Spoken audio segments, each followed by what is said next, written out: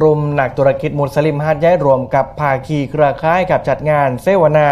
หาดใหญ่มุสลิม Business Connect เพื่อระดมแนวคิดและแนวทางการเยียวยากลุ่มนักธุรกิจในพื้นที่อำเภอหาดใหญ่จังหวัดสงขลาและจังหวัดใกล้เคียง